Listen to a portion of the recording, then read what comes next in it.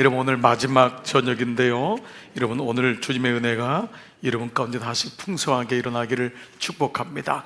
오늘은 성금요일이기도 하고 이제 우리가 내일은 모이지 않지만 내일까지 고난주간 여러분 잘 기도하시면서 지나시고 이제 부활주일날 정말 주님의 은혜를 가지고 십자가를 명확히 안 사람은 부활의 의미가 더 감격적이고 더 감사할 수 있겠지요. 자, 우리는 지난 나흘 동안 복음의 진수라고 할 수 있는 십자가에 대한 말씀을 나누었습니다. 여러분이 한 번에 잘 이해가 안 될 수도 있고 또 알아도 반복적으로 말씀을 듣는 것이 대단히 중요합니다. 이 말씀이 가슴에 있어야지만, 기준이 되어야지만이 다른 말씀이 구속사적으로 풀리는 것은 너무도 당연한 이치일 것입니다. 자, 우리는 죄사함을 주시는 십자가에 대한 말씀을 나누었죠. 그리고 능력을 주시는 십자가, 그리고 의롭다 하시는 십자가, 그리고 어제는 하나님의 사랑, 놀라운 사랑 십자가라는 제목으로 말씀을 나눴습니다. 오늘은 이제 결론적인 부분인데 십자가의 길을 가라라는 말씀으로, 말씀은 절대 이론이 아니고 십자가는 추상적이거나 그냥 내가 알고 있는 정도가 아니라 이것이 나의 삶에 어떻게 들어오고 내가 십자가의 길을 마땅히 가야 되는가, 오늘은 그 말씀을 나누겠습니다. 자, 우리는 이제 알았습니다. 십자가가 우리 신앙의 시작이요, 십자가가 우리 신앙의 중심이라는 것을. 그래서 바울은요, 고린도전서 2장 2절에서 이렇게까지 얘기했어요. 같이 한번 읽을까요? 시작. 내가 너희 중에서 예수 그리스도와 그가 십자가에 못 박히신 것 외에는 아무것도 알지 아니하기로 작정하였음이라. 여러분, 이런 고백을 한다면은 십자가가 얼마나 중요한지를 우리는 더 이상 얘기할 이유가 없을 것입니다. 사도 바울은 예수 그리스도와 그의 십자가에 못 박힌 것 외에는 아무것도 알지 아니하기로. 그래서 그는 지금까지 알았던 것을 오죽하면 다 배설물같이 여겼다 그랬어요. 그가 얼마나 많이 공부했습니까?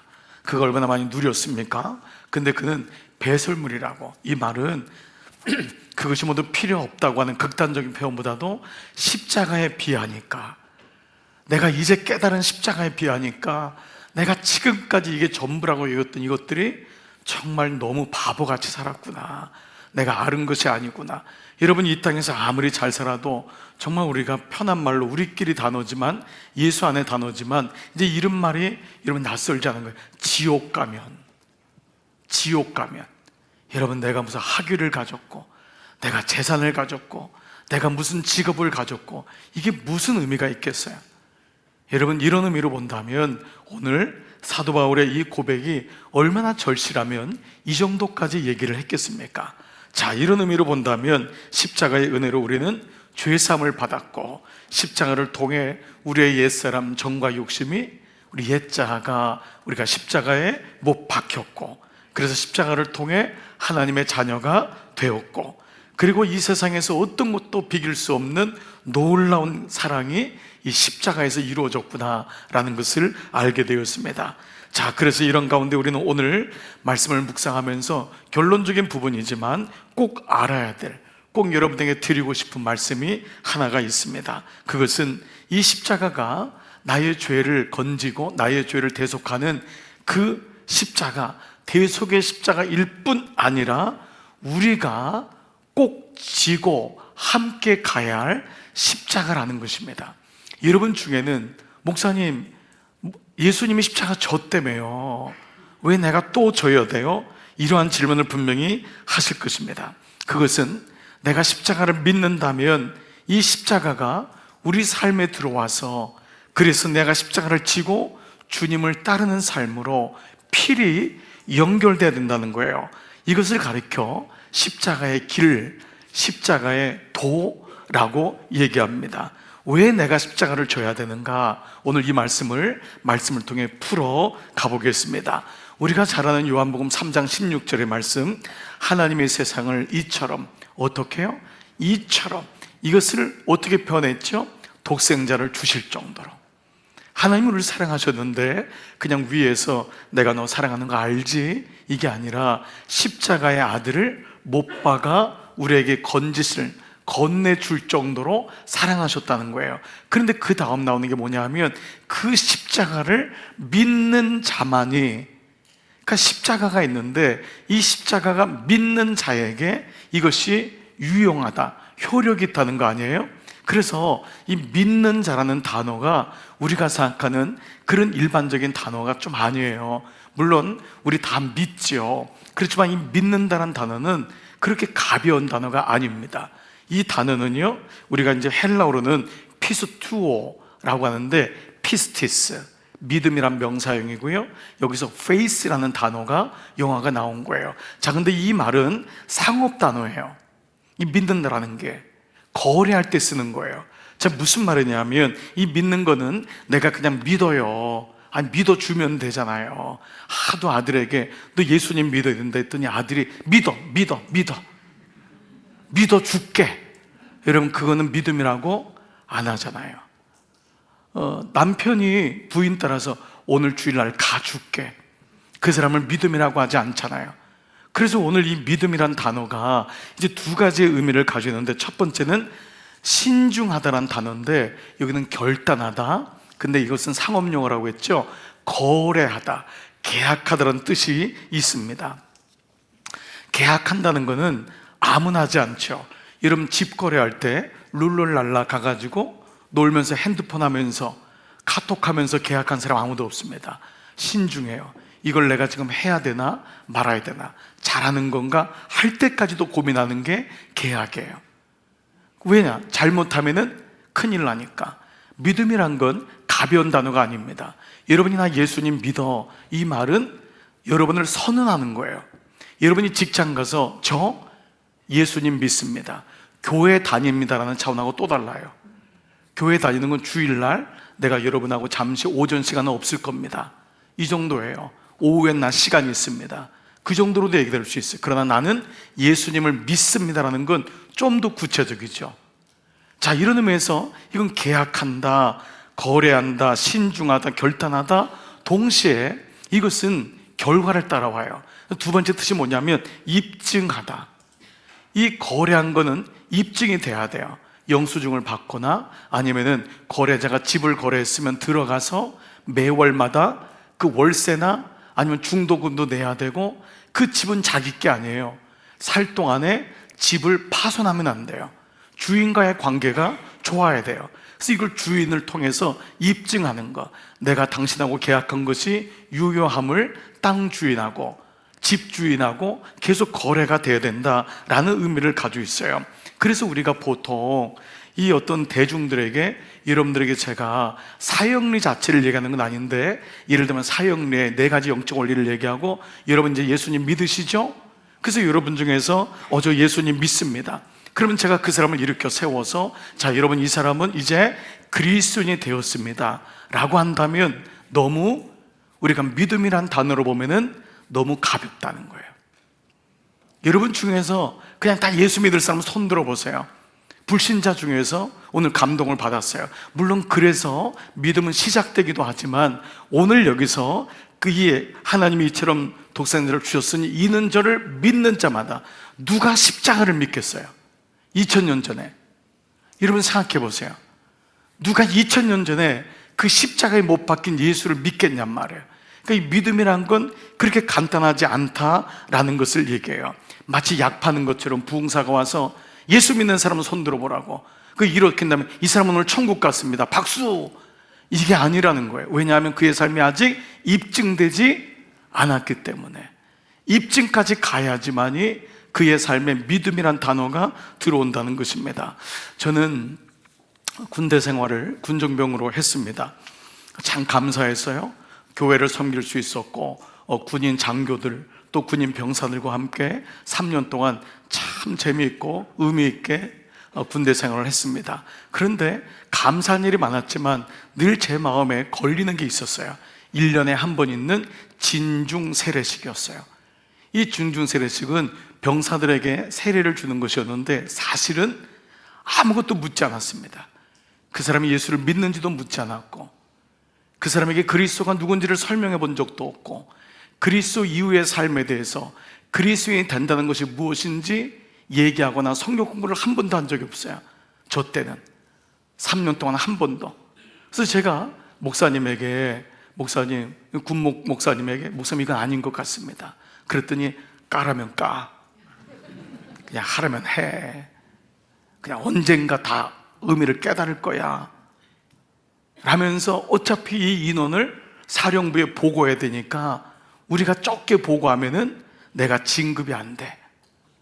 여러분, 그 사람의 영혼은 관심이 없는 거예요. 그래서 그때 준 게 뭐냐면, 세례식 오면 일반적으로 교회에 오면은 초코파이하고 우유를 주지만 세례할 때는 빙그레 우유를 줬어요. 그건 특급이야, 특급. 일반 우유는, 이건 그냥 얘기지만 빙그레 우유는 지금도 여러분 맛있는 건데, 여러분 그 당시 1982년도에 빙그레 우유는 그야말로 병사들에게는 세례를 2번 받을 수도 있는. 근데 나중에 알고 봤더니 세례 받았던 애들이 불교 가가지고 또 이렇게 뭐 향 같은 거라고 또 받았더라고요. 그 다음에는 천주교 가가지고 또 뭐 받고, 여하간 물론 그런 과정을 통해서 그분들이 언젠가 세례의 의미를 깨닫게 되리라 미치고 소망하지만, 정말 여러분 기회가 닿았을 때 복음에 대해서 정확하게 얘기해 주지 않는다면 그가 자기는 세례받고 나는 그리스도인이라고 착각하고 살 수도 있겠다라는 것입니다. 왜냐하면 믿음은 계약하다, 믿음은 입증하다, 피스티오, 이 단어는 2가지를 꼭 가지고 반드시 따라온다는 것입니다. 그래서 십자가가 내게 왔으면, 내가 십자가를 믿으면 십자가가 입증돼야 되는 거예요. 주님이 십자가를 졌으면 주님과 같이 십자가를 지는 거예요. 주님이 나와 같이 따르라고 하는 건, 두태라는 것은요, 다른 발자국이 아니에요. 너희가 나를 따르려거든 단어가 두태는 발자국이 똑같은 거예요. 아버지가 가는 발자국에 아들도 딸도 그 발자국에 가는 거예요. 수많은 사람이 지나갔는데 발자국은 하나예요. 그게 두태예요. 나를 따르려거든. 주님이 십자가를 졌다면 나에게도 십자가를 지는 삶이 있어야 되는구나. 그때 주님의 마음을 알 수 있다는 거예요. 적지 않은 분들이 예수님을 그저 믿기만 하면은 구원에 이른다고 하는 십자가의 은혜를 알고 그렇게 이해해요. 물론 맞아요. 그 구원이 우리의 행위에 있지 않고 전적으로 하나님의 은혜에 있다는 것은 맞아요. 하지만 그 십자가의 은혜를 우리가 누렸다고 해서 내 마음대로 살면 안 됩니다. 나는 구원받았으니까 나는 어떻게 해도 상관없어 라고 산다면은 십자가의 은혜를 그는 오해하고 있는 것입니다. 십자가의 은혜는 그렇게 가벼운 것이 아닙니다. 진지해야 되고 신실해야 되고 계약하듯이, 그리고 그것을 삶에서 십자가를 보여주는 입증되는 삶까지 나가야 됩니다. 놀라운 십자가의 은혜를 받았는데 내 마음대로 내 방식으로 여전히 내가 주인 되어서 내 마음대로, 좋을 땐 좋다가 아니면 또 막 교회 안 나오고 지 마음대로 살다가, 여러분 이것은 십자가를 욕되게 하고, 심지어는 사도 바울은 이것을 십자가의 원수라고까지도 얘기했음을 기억해야 됩니다. 빌립보서 3장 18절에 이것은 빌립보 교인들에게 주신 말씀이에요. 이거는 이방인들이 아니에요. 내가 여러 번 너에게 말했어요. 십자가가 너무 이 은혜가 귀하다. 그런데 이걸 따르지 않는 거예요. 십자가를 지지 않는 거예요. 지 맘대로 사는 거예요. 그래서 눈물을 흘리며 말하노니 여러 사람들이 그리스도의 십자가의 원수로 행하느니라. 그러면서 19절에는요, 그들의 마침은 멸망이다, 구원 못 받는다. 여러분, 그래서 교회 안에 있다고 구원받는 게 아니라는 것을 여러분 날마다 되새기지 않으면 두렵고 떨림이 없는 거예요. 그들의 신은 배라는 거예요. 예수님을 믿지만 자기의 배를 위해서 예수님 믿고, 그들의 자기 영광을 얻으려고 예수님 믿고, 그들의 부끄러움이 결국 온다는 거예요. 그리고 그들은 땅의 일만 생각한다는 거예요. 예수님 생각하지 않는다는 거예요. 나는 구원 받았지 뭐, 이걸로 멈춘다는 거예요. 이것을 값싼 은혜라고 하지 않습니까? 그러니까 십자가가 우리 삶에 들어와야지만이 우리의 삶에 십자가가 묵상되고 주님의 길을 마땅히 걸어갈 수 있다라는 것입니다. 그래서 십자가의 은혜를 체험했던 바울은요, 어떤 믿음을 가지고 살기를 원했냐면 그 빌립보서 이 말씀으로 이어져 가면 10절 12절에 보면은 내가 그리스도와 그 부활의 권능과 그 고난에 어떻게 해요? 참여함을, 그 고난에 참여함을. 그래서 이것을 남은 주님의 그리스도의 남은 고난에 참여한다, 그리스도의 고난에 같이 동참한다라고까지 말씀하고 있잖아요. 그래서 그의 죽으심을 본받아 어떻게 해서든지 그 고난에 동참하기를 원했던 거예요. 그래서 죽은 자 가운데서 부활에 이르려 하노니 내가 이미 얻었담도 아니요. 이 바울의 영적인 태도, 신앙적인 모습을 보세요. 바울 같은 사람도 절대 긴장을 풀지 않는 거예요. 그냥 되는 대로 살지, 그냥 믿었으니까 이게 아니에요. 내가 이미 얻었담도 아니요, 온전히 이뤘담도 아니라 오직 내가 그리스도 예수께 잡힌 바 된 그것을, 그리스도가 나를 잡았으므로 그 목표를 향해서 내가 달려간다. 그의 신앙은 비전과 목적이 있었던 거예요. 그냥 사는 게 아니었어요. 나는 주님을 향해 달려간다. 죽을 때까지 바울은 그냥 사는 게 아니었어요. 그냥 편안하게 마지막 그냥, 그게 아니었어요. 제가 늘 말하잖아요. 예수 믿는 건 절대 은퇴가 없다고. 예수 믿는 게 어떻게 은퇴가 있어요? 은혜 받는 게 어떻게 은퇴가 있어요? 천국을 아무도 보장 못 하는데. 그러니까 이 말은 사도 바울도 고난에 동참하며 이렇게 늘 믿는다라고 하는 것을 늘 마음에 썼던 거예요. 정말 신중하고도 계약하는 마음으로 내 삶의 십자가가 입증돼야 되는구나 라는 것입니다. 그래서 이런 이제 안목으로 보면은요, 비로소 예수님 말씀이 이해가 갑니다. 자, 오늘 읽었던 본문 중에 마태복음 16장 24절, 이에 예수께서 제자들에게 이르시되 누구든지, 여기는 예외가 없어요. 누구든지 나를 따라오려거든, 나를 믿으려면은 자기를 부인하고 자기 십자가를 지고 나를 따를 것이니라, 이거예요. 누구든지, 예외가 없대요. 자기를 부인하래요. 자기 십자가를 지래요. 이 두 가지의 공통점이 뭐죠? 이제 이 말씀을 풀어가겠지만은 죽으라는 거예요. 그래서 그 다음 구절이 이해가 되는 거예요. 누구든지 제 목숨을 살려고 하면은 잃어버리고, 누구든지 죽으려고 하면, 제 목숨을 잃으면 살 것이다. 그러니까 이 뒷구절하고 앞구절을 보니까 이해가 되는 거예요. 다시 앞구절 한번 볼까요? 자, 뭐라고 했죠? 누구든지 나를 따라오려거든 자기를 부인하고. 이건 죽어야지만 가능한 거예요. 우리는 자기 부인되기가 어려워요. 다 거짓말하고 다 아니라고 그러고, 이게 어려운 거예요. 막상 어려운 일 당하면 사과하기가 그렇게 어려운 거예요. 나 자신을 부인하는 것, 내려놓는 것, 이게 그렇게 어려운 거예요. 두 번째는 자기 십자가를 진다는 것, 이 의미를 이제 우리가 말씀을 나누겠지만, 이것도 결국은 어떤 의미로, 십자가란 말은 뭐예요? 죽으란 말이에요. 제자들이 이 말씀을 이해했을까요? 2000년 전 십자가는 나쁜 짓만 한 사형수들만 짊어지고 가는 십자가인데, 아니 내가 무슨 잘못을 크게 했다고 나한테 십자가를 지래? 여러분, 이건 정말 이해될 수 없는 거잖아요. 근데 둘 다 공통점은 뭐죠? 죽어야 된다는 거예요. 죽어야지만 네가 산다라는 것을 말씀하고 있다는 것입니다. 자, 그런데 이 말씀의 배경은 여러분 어디서 나왔냐면, 가이사랴 빌립보에 갔을 때 주님이 제자들에게 물었던 그 말씀에서부터 시작됩니다. 가이사랴 빌립보는 헤롯이 만든 도시였잖아요. 엄청나게 휘황찬란한 그 도시에 갈릴리 촌부들이 간 거예요. 아주 입이 벌어졌을 거예요. 근데 바로 거기서 예수님이 사람들이 나를 누구라 하느냐, 그랬더니 제자들이 뭐라 그래요? 더러는 세례 요한, 더러는 엘리야, 어떤 사람은 뭐라 그래요? 예레미야나 선자 중에 하나입니다. 예수님이 그러면 너희는 나를 누구라 하느냐? 근데 이때 베드로가 정말 예기치 않은 고백을 해요. 정말 베드로는 주님을 많이 놀라게 하는 사람 중에 하나예요.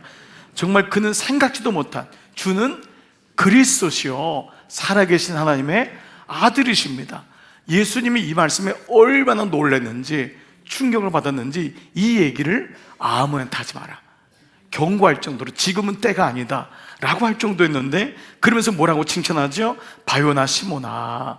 지금까지 이 사람의 이름은 시몬이에요. 갈대 시몬. 바요나는 아들이란 말이거든요. 시몬아, 그 시몬아, 이는 너를 알게 아니는, 너 혈육이 아니고 하늘에 계신 내 아버지다. 그러면서 뭐라고까지 말씀하셨냐면 내가 너에게 이르노니 너는 베드로다. 이 말이 헬라어로 페트로스 말이에요.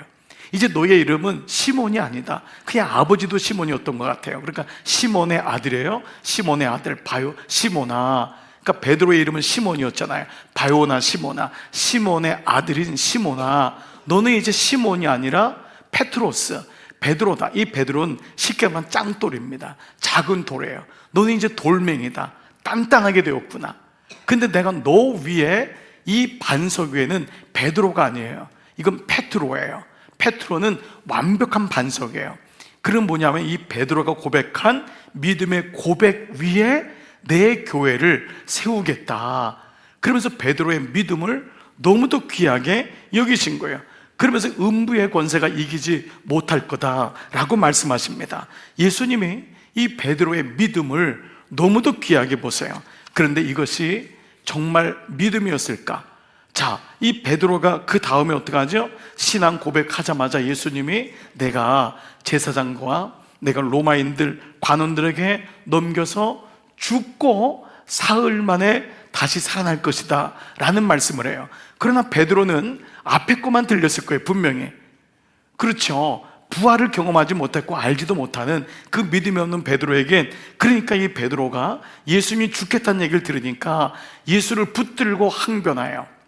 그래서 이것이 개역 성경에는 뭐라 나왔죠? 가나요. 이거는 멱살을 붙잡고, 영어 성경에도 seize, 멱살을 붙잡고 and rebuke, 꾸짖다. 그러니까 베드로는 예수보다 나이가 많은 거예요. 그러니까 베드로가 이 얘기를 듣자마자 예수, 하나님 당신은 그리스도시요 살아계신 하나님의 아들이십니다 라고 했던 그 베드로가 갑자기 예수의 목덜미를 붙잡고 꾸짖으면서 너 죽을래? 이거예요. 내가 지금 너한테 투자한 게 얼만데, 내가 지금 너를 믿고 왔는데 네가 죽어? 이 말이 지금 이 말입니다.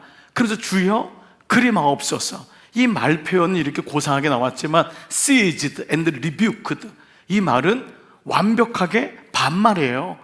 그러니까 이렇게 하면서 뭐냐, 결코 이 일은 당신에게 이루어지지 않는다, 내가 당신을 보호할 거다, 뭐 이런 차원 아닙니까? 그러니까 베드로는 말고의 기까지 쳐서 그런 일을 자행하잖아요. 자, 그런데 그때 주님이 이렇게 단호하신 적이 없어요. 그의 믿음을 꾸짖어요. 뭐라고 하냐? 돌이키시며. 이 말씀은 굉장히 단호한 거예요. 예수님이 이런 표현을 제자들에게 한 적이 없어요. 여러분, 예수님은 사랑에 맞고 인자하지만 아닌 것에 대해서는 아닌 거예요. 그러니까 이걸 깨우쳐줘야 되니까, 잘못된 믿음을 깨우쳐줘야 되니까 돌이키시며 베드로에게 이르시되 뭐라고 했어요? 세이튼, 사탄아. 여러분, 제가 여러분을 불러다가 사탄아, 여러분 이러시면 어디 다른 교회 없나? 금방 여러분, 야, 진짜 내가 이 예수 30년 있고 별 얘기를 다 듣는다. 진짜 내가 진짜 목사한테 사탄이란 말을 다 듣고. 여러분, 들을 수 있어요. 들을 수 있어요. 나는 이 베드로가 이 말을 듣고도 예수님을 쫓아갔다는 게 대단한 것 같아요. 예? 그러니까 그를 들을 기가 있으니까 또 얘기를 했을 거고, 12제자를 대표해서 베드로에게 분명히 얘기했을 거예요. 사탄아, 내 뒤로 물러가라. 그러면서 뭐라고 하냐면 너는 나를 넘어지게 하는 자래요. 여러분, 이 말을 잘 들어보세요. 너는 나를 넘어지게 하는구나. 베드로는 주님을 도와준다고 생각했는데 그게 아니라는 거예요. 근데 뭐라고 말씀하시냐면 너가 하나님의 일을 생각하지 않고 도리어 사람의 일을 생각한다는 거예요. 하나님의 일을 생각하지 않고. 즉, 우리가 이 말씀을 통해 본다면 이 말씀이 예수님이 십자가를 진다는 얘기를 듣자마자 베드로가 멱살 붙잡고 말린 거 아니에요. 그러니까 십자가를 진다는 것이 뭐예요? 하나님의 일이었는데 이거를 지지 말고 왜 십자가 져야 돼요? 예수 믿어서 편하게 살아야지 라고 하는 게 뭐죠? 이 말로 직접적으로 한다면은 그것이 사람의 일이라는 거예요. 십자가를 안 줄 수가 없다는 거예요. 십자가가, 그래서 예수님이 자기를 부인하고 끝마치면 좋은데 자기 십자가를 져야 된다는 거예요. 이게 도대체 뭐길래 죽어야 한다는 거예요. 십자가 없이는 구원이 없다는 거예요. 그것은 만약에 십자가 없어요, 나는 그걸 지기 싫어야 한다면은 이거는 사람의 일이라는 거예요. 그래서 이 말씀에 이어서 나온 것이 바로 자기를 부인하고 자기 십자가를 지고 나를 따를 것이니라. 많은 신자들이 예수님을 믿으면서도 그분의 십자가는 지고 싶지 않죠. 이해가 돼요. 우리의 본성은 편안한 길을 원하고 가능하면 십자가를 피해 다니고 싶은 것 이해가 돼요. 그러나 십자가를 믿는다라고 하는 피스티오, 그 믿음이란 단어는 계약한다는 거였어요. 그리고 입증한다는 거였어요. 그리고 그 말은 뭐냐 하면 그분이 가신 십자가 길을 받아들이고 가겠다, 이게 그 안에 함축된 거예요. 그러니까 이게 뭐냐면, 여러분 이 말씀이 여러분에게 부담되면 유효적 부르심이라고 주님이 걸러내는 거예요. 주님이 많은 사람들이 따라와요. 근데 마지막 12명의 제자가 남는 거예요. 얼마나 많이 주님을 따랐겠어요. 12명의 제자를 유효적 구원이라고 해요. 그 말은 네트로 걸러내는 거예요. 포도주가 되기까지는 포도에서부터 몇 번의 망을 거치면서 고운 가루가 나오는 거예요.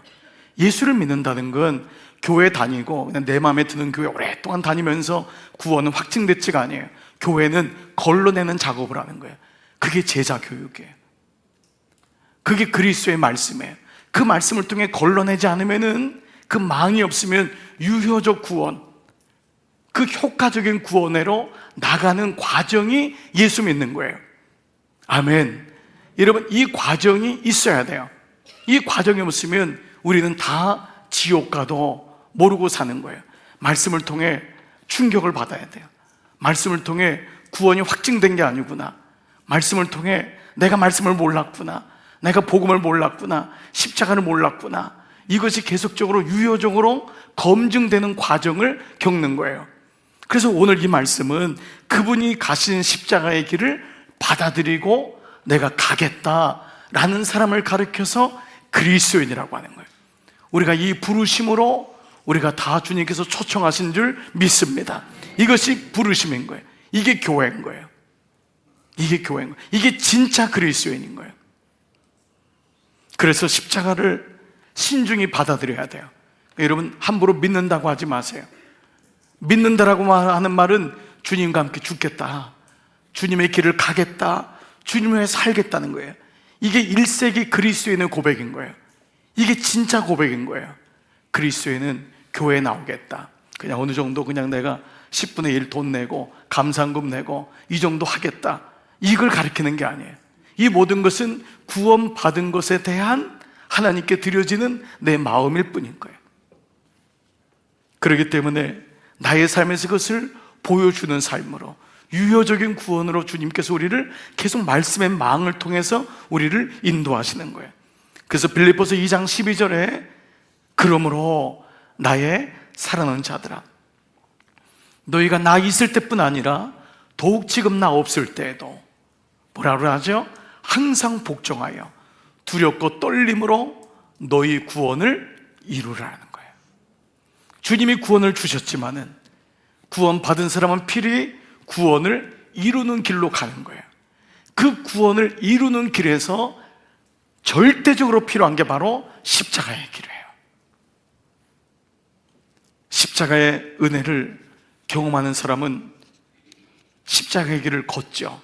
그것이 구원을 이뤄내는 거예요. 내가 받은 은혜를 나의 것으로 가기 위해서는 내가 자기를 부인하고 자기에게 주어진 주님의 십자가를 질 때 비로소 예수님의 은혜 속에서 그 은혜가 무엇인지를 알게 되고 예수님이 원하시는 삶을 살아갈 수 있다라는 것입니다.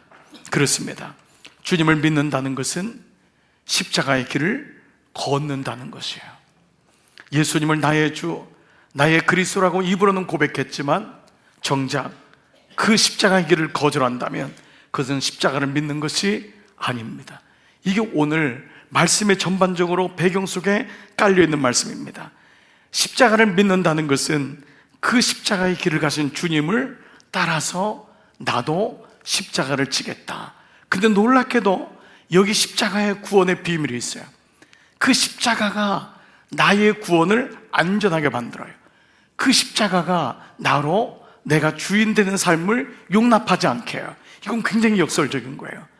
십자가를 원하는 사람은 아무도 없어요. 근데 그 십자가가 나로 구원의 길을 걷게 해요. 그 십자가 때문에 내가 다른 것을 바라보질 않아요. 그 십자가 때문에 주님의 마음을 끝까지 알고 그 길을 포기하잖아요. 그럼 왜 십자가의 죽음이 우리에게, 나에게 필요할까요? 이건 너무 단순한 질문이에요. 죽어야지 비로소 구원이 되기 때문에 그래요. 살기 때문에 그래요. 죽어야지 산다. 여러분, 십자가는 죽는 거예요. 근데 십자가 없는 부활은 없어요. 그러니까 복음의 도식은 뭐냐 하면 죽어야지 사는 거예요. 어느 아내가 결혼한 지 몇 년 됐는데 너무 힘들었나 봐요. 저한테 한번 와서, 목사님, 제가 몇 번 죽어야지 가정이 평화로울까요? 제가 몇 번을 죽어야지 우리 가정이 은혜로 갈 수 있을까요? 그분은 비로소 가정이란 것을 행복한 꿈동산으로 생각하셨던 것 같아요. 나를 사랑하는 남편이 있고, 저 푸른 초원에 그림 같은 집을 짓고, 사랑하는 원수와 함께, 님과 함께 영원토록 살리라. 근데 그분은 아는 거예요. 내가 몇 번을 죽어야지만. 요한복음 3장 24절 보면은 내가 진실로 진실로 두 번이나 쓴 것은 너무 중요하다는 거예요. 너희에게 이르는데 하늘의 밀이 땅에 떨어져 죽지 아니하면. 밀은 밀 자체로 아무 의미가 없는 거예요. 그가 땅에 묻혀서 죽어야 돼요. 좌치가 없어져야 돼요. 모습만 안 보이는 게 아니에요. 밀은 스스로 흙과 함께 터져 나가야 돼요. 완벽하게 죽어야 돼요. 그런데 밀이 만약에 그대로 있으면은, 있고 그 전께요, 죽으면은 열매를 맺는다는 거예요. 죽어야지 산다라는 거예요. 물론 이 말씀은 당신 스스로를 드러내신 말씀이기도 해요. 하늘의 밀이, 씨가 땅에 떨어져서 죽어야 된다는 거예요. 말씀이 와서 고난을 받고 고초를 받고 십자가에서 죽음을 당한다고 하는 그 말씀이 드러나 있고, 동시에 우리에게도 똑같이 적용돼요. 인간의 구원은 주님이 우리 안에 오셔서 새 생명으로 거듭나고 살아가는 거예요. 주님이 우리 죄를 용서하고 우리를 살리셨다는 것은 죽음 후에 천국 간다는 것만 의미하는 것이 아니라는 거예요. 그것은 이 땅에서 내가 하나님의 자녀로 살아간다는 것, 이것은 너무도 소중한 중요한 주제인 거예요. 그래서 이 생활은 이전 삶에 대한 죽음이 없이는 불가능한 거예요. 그래서 십자가가 나의 옛사람을 십자가에 못 박은 거예요. 내 이전 사람의 변화가 일어남을 십자가를 통해 영적으로 선언된 거예요. 그 선언된 것을 가지고 이제는 내가 나를 부인하고 나의 십자가를 질 때 비로소 예수님의 십자가가 무엇인지를 그때 영적으로 깊이 이해하게 돼요. 십자가를 지는 것은 그냥 룰루랄라 살아가는 게 절대 아님을 우리는 보게 돼요. 그래서 예수님은 이 십자가 없는 구원이 없음을 당신이 선언적으로 영적으로 선포했고, 그리고 십자가가 우리의 삶에서 어떻게 적용되는지를 계속적으로 보여줘요. 그래서 이 십자가를 지려고 하지 않을 때 오늘 아침에 큐티, 새벽 큐티 말씀처럼 억지로라도 십자가를 지게 하는 사건을 보여주셔요.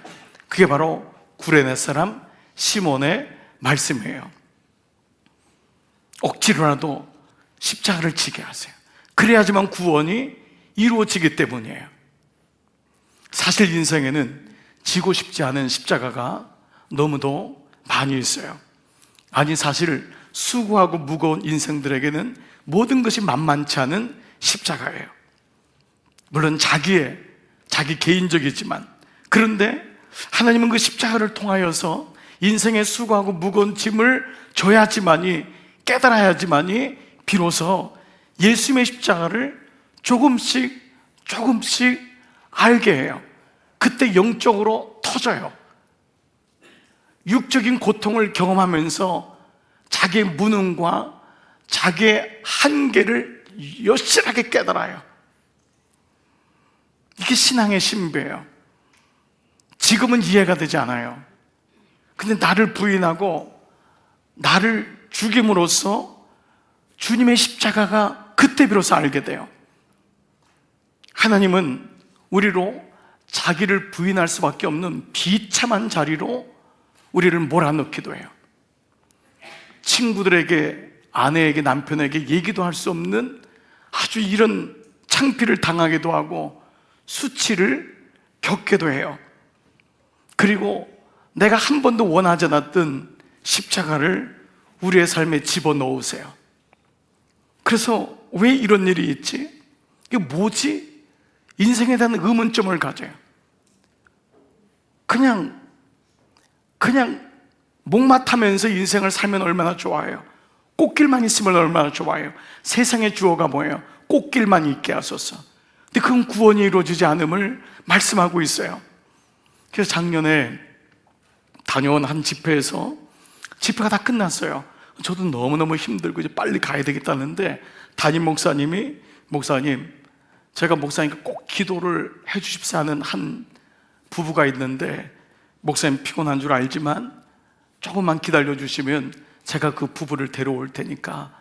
그 집회 사흘 동안에 한 번도 그런 일이 없어요. 뭐 장로님이 누가 기도해달라는 것도 없었고 누구도 없었는데 제 마음속에 담임 목사님이 이 정도까지 아끼니까 뭔가 이유가 있겠구나 라는 생각을 하고 데려오게 했어요. 그런데 잠시 뒤에 왔는데 자녀가 아들, 딸들이 있는데 아들은 5살, 딸은 7살, 둘 다 정신지체 장애를 가지고 있었어요. 태어나면서부터. 두 분은 너무 신실한 그리스도인이에요. 삼성에서 두 분이 만나가지고 믿음으로 만나 교제하고 정말 주님의 나라를 세우는 것이 그 부부의 목적일 정도로 신실하게 살았어요. 한 분은 서울대를 나오고 한 분은 연대를 나올 정도로 사람들에게 부러움을 갖는 가정이었어요. 부모님 쪽을 외가 쪽, 친가 쪽에도 어느 누구도 이렇게 장애를 가진 사람은 아무도 없었어요. 그 지난 7년 동안이 얼마나 절망스러웠을까요? 얼마나 힘들었을까요? 한 아이도 아니고 두 아이를 기도해 주는데 기도할 수가 없어요. 사모님과 목사님이 두 아이를 움켜잡아 했어요. 그리고 두 사람을 비로소 안수해 주고 기도해 줄 수 있었어요. 그런데 제가 이 두 분의 기도 제목 때문에 너무 울컥했어요. 목사님, 저희 부부에게 주신 주님의 십자가를 끝까지 감당하게 해달라고. 이 두 분에게는 이 두 자녀가 주님의 마음을 하는 통로가 되었던 거예요. 여러분, 이건 쉽지 않지만은 너무도 고맙고 너무도 감사한 거였어요. 두 분은 이 두 아이를 기르면서 죽음을 경험했어요. 몇 번이나 이혼의 강을 건넜다 돌아왔다. 얼마나 힘들었겠어요.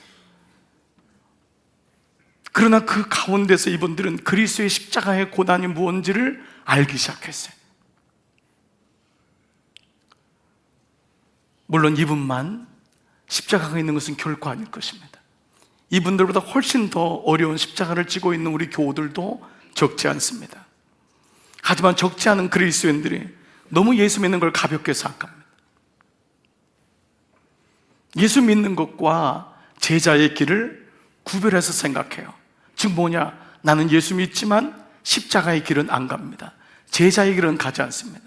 예수님이 제자들에게 아무든지 나를 따라오려거든 자기를 부인하고 너 십자가를 져야 된다.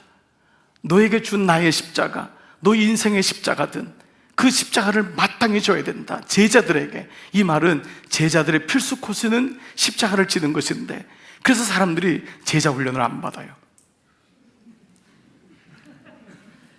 조크 같지만, 웃기는 얘기 같지만, 그거는 장로님들이 나는 거예요. 그건 기도 많이 하는 권사님들이 나. 그거는 예수님께 열심인 사람. 그래서 너는 아내에게, 남편이 그래, 교회만 다녀. 우리는 우리 자녀들에게도 넌 교회만 다녀라. 심지어는 시험 때가 되거나 고3 때가 되면은 넌 교회 다니지 말아라 라고 얘기합니다. 예수를 믿는 것과 제자의 길은 다른 길이 아닙니다. 예수를 믿으면 당연히 제자가 되는 것이고, 제자가 된다면 자기를 부인하고 자기에게 주어진 십자가를 마땅히 져야 함을 오늘 말씀하고 있습니다. 제자들을 보십시오. 그들 모두가 십자가를 지고 심지어 죽었습니다. 이게 기독교의 본질인 것입니다. 우리 모두가 이 길을 마땅히 묵묵히 걸어가는 것입니다. 그래서 예수님이 마태복음 11장 28절에 우리가 한번 말씀을 통해 나눴지만은 수고하고 무거운 짐진 자들, 이게 인생이라 그랬잖아요. 우리 모두에게 인생의 십자가를 다 지고 있는데 나에게 오라는 거예요. 내가 지게 하겠다는 거예요. 그런데 그 다음 구절에 뭐죠? 나의 멍에를. 나는 마음이 온유하고 겸손한데 내 멍에를 매라는 거예요. 나의 멍에를, 이분도 매야 되는 거예요. 나의 십자가를, 나의 멍에를, 십자가를 매라는 거예요. 이게 역설이에요. 십자가를 지고 싶은 사람이 아무도 없는데 그 십자가가 주님이 주신 십자가가 될 때, 그때 나의 멍에를 매라, 그리고 내 마음이 어떤지를 알라는 거예요. 십자가를 멍에를 매야지만이 주님의 마음이 어떤지를 안다는 거예요. 장애우를 가져봐야지만이 장애우를 가진 부모의 마음이 그렇게 알아지는 거예요. 내가 암을 겪어봐야지만이 암병동에 있는 사람의 마음을 아는 것 아니에요? 물론 우리는 다 똑같이 할 수 없지만 영적인 부분 속에서 우리에게 주어지는 메시지는 십자가는 피할 수 없는 길임을, 아니 마땅히 당연히 져야 되는 것을. 그래서 주님이 나의 멍에를 지라고 하세요. 나의 십자가를. 근데 그 다음에 역설이 뭐냐면은 그리하면 너희 마음이 쉼을 얻으리라. 이 말씀의 원어적인 것은 너희 영혼이 안식을 얻으리라. 이건 구원이 완성된다는 거예요. 주님의 구원을 주신 것, 구원을 받으라. 그것이 구원을 이루라. 그것은 나에게 구원이 완성된다는 거예요. 아무리 좋은 것을 주려고 해도 본인이 바꾸지 아니한다면 반쪽 구원이에요. 여러분 그렇지 않습니까? 주님이 구원을 이루셔도 내가 그것을 믿지 않는다면, 온전히 믿지 않는다면 그것은 나와는 관계가 없는 것과 마찬가지입니다.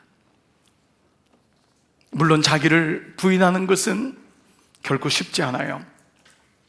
왜 자꾸 나만 부인해야 돼요? 세상 사람들은 다 저렇게 사는데 왜 나만 죽어야 되고, 왜 나만 말도 못해야 되고, 왜 나는 늘 이렇게. 자기 십자가를 지는 것도 정말 불공평해요. 저렇게 연예인들은 떵떵거리며 살고 돈 많은 사람은 돈을 가지고 굴리는데 왜 나에게는 이렇게 져야 할 십자가가 많은 거예요? 그런데 예수님은 놀랍게도 이 모든 것에 대해서 이 말씀으로 구원에 대한 말씀을 얘기하세요. 생명으로 인도하는 문이 넓지 않다는 거예요. 부러워하지 말라는 거예요. 생명으로 인도하는 문은 좁다는 거예요. 길이 협착하다는 거예요. 우리는 이 말씀에서 다시 깨달아야 됩니다. 구원의 길이 만만한 게 아니구나. 그래서 교회는요, 많이 모이는 것, 이것이 능사가 아니라 걸러내는 거라고 말씀을 드렸잖아요. 걸러내는 거. 이게 참 어려운 거예요. 제가 목사로서 이 얘기한다는 것은 너무 어려워요. 근데 예수님이 하신 게 뭐냐 하면 우리에게 계속 구원을 걸러내세요. 그래야지만 그 구원에 도달할 수 있기 때문에. 여러분이 구원의 진리도 모르고 성경도 보지도 않고 말씀도 묵상도 안 하고 예수님의 핵심이 뭔지도 모르고 구원이 뭔지도 모르고 그게 구원에 가는 게 아니에요. 멸망으로 간다네요. 이 말씀을 하고 있잖아요. 그래서 다시 보세요. 생명으로 인도하는 문, 구원으로 인도하는 문은 좁대요. 길이 협착하대요. 찾는 자가 적대요. 이게 맞아요. 정말 예수님이 제대로 믿는 사람 많지 않아요. 그러나 그 멸망으로 인도하는 문은 길이 크고 넓어서 찾는 이가 많대요. 오늘 이 말씀을 통해서 우리는 십자가의 길이 좁은 문이고 협착한 문이지만 그것이 생명의 문이구나 라는 것을 알게 돼요. 이것을 깨달았던 바울은요, 복음을 위해서 고난받기를 자청합니다. 그는 십자가를 자청해요. 그런 마음을 가지고 주님 앞에 나가요. 고생길이 뻔히 알면서도 그는 마땅히 그 길로 걸어가요. 물론 우리는 다 바울같이 살 수는 없어요. 그러나 바울을 통해서 그가 얼마나 복음으로 십자가를 능히 일부러 지려고 했는지를 알게 돼요. 고린도서 11장 23절부터 28절 같이 한번 천천히 읽을게요. 시작. 내가 수고를 넘치도록 하고 옥에 갇히기도 많이 하고 매도 수없이 맞고 여러 번 죽을 뻔하였으니 유대인들에게 40에서 하나 감한매를 5번 맞았으며 3번 태장으로 맞고 1번 돌로 맞고 3번 파선하고 일주야를 깊은 바다에서 지냈으며 여러 번 여행하면서 강의 위험과 강도의 위험과 동족의 위험과 이방인의 위험과 시내의 위험과 광야의 위험과 바다의 위험과 거짓 형제 중의 위험을 당하고 또 수고하며 애쓰고 여러 번 자지 못하고 줄이며 목마르고 여러 번 굶고 춥고 헐벗었노라.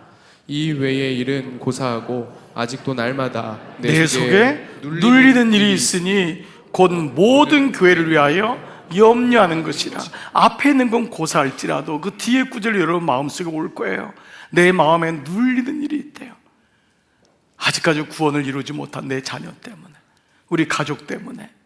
이 사람은, 사도 바울은 모든 교회가 그분에게는 목회였으니까 곧 교회, 주님의 교회를 위하여 염려하는 이 마음이 있었던 거예요. 그는 자신의 십자가만이 아니라 그 자신의 십자가를 자기에게 주어진 십자가로, 그리고 마땅히 져야 될 십자가로 복음을 향한 마음으로 바뀌었던 거예요. 우리나라 일제강점기 때 한참 지났지만 늘 우리에게는 감동이 오는 이야기들이 많죠. 여러분, 우리나라에 이 예수님 믿는 것 때문에 순교하신 분들이 적지 않이 있습니다. 여러분, 저 같은 목사에겐 이런 얘기할 자격도 없지만 이제는 순교라는 단어를 입에 내기도 어려운 시대지만은 정말 순교했던 분들이 적지 않았어요. 여러분, 교회는 그분들의 피 위에 세워진 거였잖아요. 신사참배를 끝까지 거부해서 순교했던 목사님 중에 한 분인데, 여러분이 잘 아시는 주기철 목사님이세요. 평양의 산정형교회를 담임하셨던 목사님이시죠. 이분에 대한 얘기가 그 서쪽 하늘 붉은 노을이라고 하는 책으로 나왔는데, 이분의 일대기와 그 아들 주강조 장로님과 후손들에 대한 이야기예요. 그 할아버지가 어떻게 살았는지를 후손들이 보고 손주들의 얘기가 쭉 나와 있어요. 여러분, 그 내용 중에 우리가 드라마로도 영화로도 만들어진 장면인데, 그 일본 헌병이 자꾸 신사참배를 못하게 하고 이미 그 교인들마저도 이건 아닙니다 라고 했을 때, 이 주기철 목사님을 옆에다 놓고 이제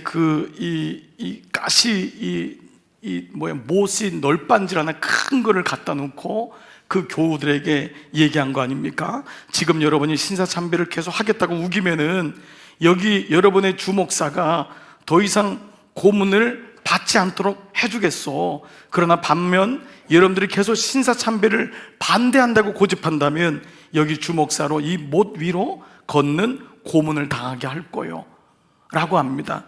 그러자 이때 주목사님이 기다리던 듯이, 성도 여러분, 나 주기철을 생각하지 마십시오. 오직 주님의 십자가를 바라보면서 주님을 향해 여러분이 다짐한 것을 굳게 지키십시오. 그리고 그가 자원해서 그 못 위로 걸어가요. 그러면서 그때 불렀던, 그때 그가 썼던 그 시가, 그 찬양시가 서쪽 하늘 붉은 노을, 그거였잖아요. 근데 이 신앙이 정말 여러분, 우리 부끄러움을 느껴야 돼요. 이 자녀들이요, 먹을 수가 없잖아요. 쫓겨가고. 근데 심지어 사모님까지도 아이들과 교훈들이 보는 앞에서 능욕을 했대요. 그래서 주기철 목사한테 예수 못 믿게 하려고, 신사참배 못하게 하려고. 근데 이 사모님도 대단해요. 사모님이 그 목사님을 면회를 갔는데 목사님한테 뭐라고 했냐면, 목사님 너무너무 힘들죠. 그렇지만 목사님, 이 붉은 철문을 열고 나올 생각하지 마십시오. 죽으라는 거예요. 목사님 죽으세요. 그렇게까지 해. 그래. 그리고 이 아이들은 한 번도 아버지와 엄마를 원망하지 않아요. 그렇게 잘해요. 주강조 장로부터 해서 손주들까지 그 믿음을 가지고 계속해서 자라요. 주목사님 입간 예배 때 사람들이 우니까 이 사모님하고 아이들이 일어나가지고, 여러분 지금은 울 때가 아니라 기도할 때 아닙니까? 그 얘기를 할 정도로 저는 이분이 쓴 이 서쪽 하늘 붉은 노을이라는 책에 이 가사가 나오는데, 이 고백은 정말 우리들의 믿음을 다시 돌아보게 되고, 또 우리들의 삶에 주신 십자가, 자기 십자가가 결코 재수 없어서 하나님이 나를 사랑하지 않아서가 아니라 이 십자가를 통과해서 네가 나의 마음을 알 수 있지 않니? 그래, 똑같은 고난인데도 주님의 십자가로 바꾸는 사람이 있고, 그 십자가를 그냥 재수 없이 그 인생에 난 지고 싶지 않아, 이런 사람이 얼마나 많아요. 그래서 오늘 이 고백이 저의 고백이 먼저 됐으면 좋겠고요. 결국 목사님은 1944년에 해방을 1년 앞두고 죽습니다. 순교하지요. 그런데 오늘 이 찬양은 오늘 우리들에게 이 십자가의 본질이 뭔지를 다시 가르쳐 주는 것 같아요. 그래서 여러분, 이 찬양을 같이 한번 좀 고백해보고 말씀을 좀 마무리하면서 했으면 좋겠어요. 서쪽 하늘 붉은 노을, 영문 밖에 비추누나, 연약하온 두 어깨에 십자가를 생각하니. 먼저 주기철 목사님은 예수님의 십자가를 기억하며 이 찬양을 고백합니다. 서쪽 하늘 붉은 노을, 영문 밖에 빛이 누나, 연약하온 두 어깨에 십자가를 생각하니, 머리에는 가시관, 몸에는 붉은 옷, 힘없이 걸어가시 영문 밖에 길이라네. 한 발자국 두 발자국 걸어가는 자욱마다 뜨거운 눈물, 붉은 피 가득하게 보였구나. 가나안 유대병정, 포악한 로마 병정, 걸음마다 자욱마다 가진 포화 지셨구나. 눈물 없이 못 가는 길, 비 없이 못 가는 길, 영sun 밖에 좁은 길이 골고다의 길이라네. 영생복락 얻으려면 이 길만은 걸어야 해. 배고파도 올라가고 죽더라도 올라가세. 아픈 다리 싸매주고 저는 다리 고쳐주사. 보지 못한 눈을 열어 영생복락 보여주니. 7.8기 할지라도 제 십자가 바로 지고 골고다의 높은 고개 나도 가게 하옵소서.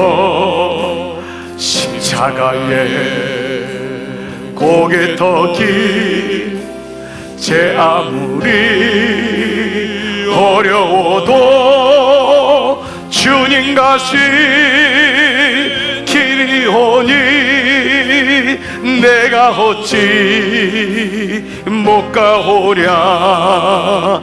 십자가에 베드로는 거꾸로도 갔사오니 고생이라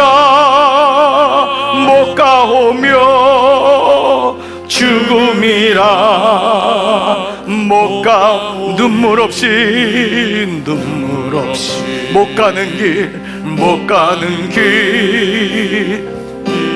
없이 못 가는 길, 영문 밖에 좁은 길이, 영문 밖에 좁은 길이 골고다의 길이라네. 영생복나 얻으려면 이 길만은 걸어야 해. 배고파도 올라가고 죽더라도 올라가세. 아픈 다리 잠해주고 저는 다리 고쳐주사 보지 못한 눈을 열어 이 영생길을 보여준 7.8기 할지라도 제 십자가 바로 지고 골고다의 높은 곳에 나도 가게 하옵소서. 십자가에 고개 터기 제 아무리 어려워도 주님 가시 길이 오니 내가 어찌 못 가오랴. 주님 제자 베드로는 거꾸로도 갔사오니 고생이라 못 가오며 죽음인 듯 못 가오리.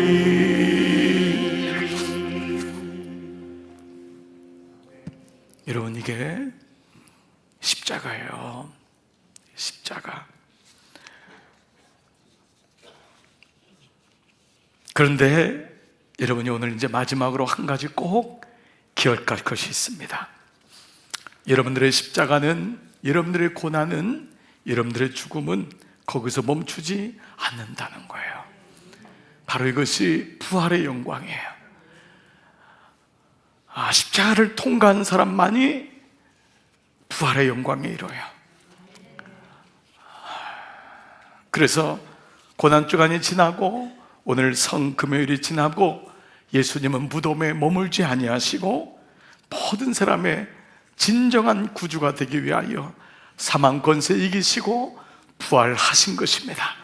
그래서 이 부활이 놀랍게도 이 십자가는 부활로 가는 영적인 도식임을 성경은 어김없이 우리에게 말씀하고 있는 거예요. 고난받은 만큼 십자가를 하는 거예요. 울어본 만큼 십자가를 하는 거예요. 그 뒤에 진정한 기쁨이 있는 거예요. 시편 126편 5절은 눈물을 흘리며 씨를 뿌리는 자는 기쁨으로 거두리로다. 그런데 이 말씀을 해도 못 알아들으니까 이 뒷구절에요, 이 말씀을 반복해요. 울며 씨를 뿌리러 나가는 자는 반드시 기쁨으로 그 곡식단을 가지고 돌아오리라. 아멘. 여러분, 이 은혜가 있는 것입니다. 사실 이것은 주님께서 우리에게 고난만 줄 때 말씀하신 것이 아니었어요. 여러분, 마태복음 16장 아까 읽었던 21절, 이때로부터 예수 그리스도께서 자기가 예루살렘에 올라가 장로들과 대제사장들과 서기관들에게 많은 고난을 받고 죽임을 당하고, 그러나 그 다음에 뭐죠? 제3일에 살아나야 할 것을 제자들에게 비로소 나타내셨다고 했어요. 제자들은 죽음만 봤기 때문에 그들은 십자가를 질 수가 없었던 거예요. 그들이 부활의 소식을 알았다면, 부활의 말씀이 귀에 들렸다면, 그러니까 부활의 영광을 알기 때문에 우리는 십자가를 능히 묵묵히 마땅히 질 수 있는 거예요. 십자가가 없다면 부활이 없는 거예요. 영광이 없는 거예요. 내가 이 땅에서 편안하게 먹고 살고 그러면 여러분 천국 가서 아무것도 없는 거예요. 칭찬받을 생각하지 마세요. 주님 앞에 갔는데 나 잘 먹고 잘 살았어요. 눈물 한번 흘리지 않았어요. 여러분, 그에게 영광이 있을 수가 없어요. 십자가는 영광을 위한 전주곡인 거예요. 여러분이 흘린 만큼, 여러분이 주님 앞에 애통한 만큼 그 십자가를 묵묵히 지고 그 내게 주어진 인생의 십자가, 수고하고 무거운 십자가를 주님의 십자가로 깨닫고 그것을 묵묵히 졌을 때 우리는 이 십자가를 통과하여 영원한 천국에 이르게 되는 줄 믿습니다. 고린도전서 15장 17절, 그리스도께서 다시 살아나신 일이 없으면 너희의 믿음도 헛되고 너희가 여전히 죄 가운데 있을 것이요 또한 그리스도 안에서 잠자는 자도 망하였으리니. 여러분, 그 다음 구절 보세요. 만일 그리스도 안에서 우리가 바라는 것이 다만 이 세상의 삶뿐이면 모든 사람 가운데 우리가 더욱 불쌍한 자라. 세 번역에는 가장 불쌍한 자다. 우리가 바라는 게 그저 이 땅의 뿐이라면 가장 불쌍한 자라요. 우리의 믿음이 헛것이래요. 그래서 십자가의 길은 고난의 길이지만 그 길은 어떤 무엇에도 비길 수 없는 영광의 길인 거예요. 여러분이 육체적인 연약함이 있으세요? 자녀의 아픔이 있으세요? 물질의 아픔이 있으세요? 치세요. 치세요. 그걸 통해 주님의 십자가까지 나가세요. 그걸 재수없다고 생각하지 마세요. 왜 나에게는 이런 일이? 아니에요. 여러분을 사랑하셔서 여러분에게 그 십자가를 경험하기 위해서 하나님이 주시는 은혜의 길인 거예요. 아픔을 그대로 경험해 보세요. 그때 십자가를 조금씩 알게 돼요. 세상 사람 부러워하지 마세요. 그들의 길은 멸망이라 그랬어요. 그들은 배를 위한 것밖에 없다 그랬어요. 이 땅의 삶은 기껏해봤자 80, 90이에요. 그러나 영원한 삶을 주님이 십자가를 통해 보여주시는 거예요. 그것이 좁은 길이든 험한 길이든 목적지가 분명하니까 불평이 나오질 않는 거예요. 이 험한 길이 오히려 영광의 길이구나 라고 생각하니까 묵묵히 마땅히 감사함으로 질 수 있어요. 그래서 주님 앞에 나와 예배할 수 있고 주님께 부르짖을 수 있는 거예요. 십자가의 길은 가장 안전한 길이에요. 이것은 가장 놀라운 길이에요. 가장 확실한 길이에요. 주님의 십자가를 놓치지 않을 수 있는 하나님의 은혜의 길이에요. 그래서 그리스도인들, 초기 그리스도인들은 주님, 제게 고난을 주십시오 라고까지 고백했어요. 우리는 지금 고난을 피하게 해달라고 기도하지만 초기 그리스도인들은 주님, 저에게 고난을 주십시오. 제 육신의 고난을 주십시오.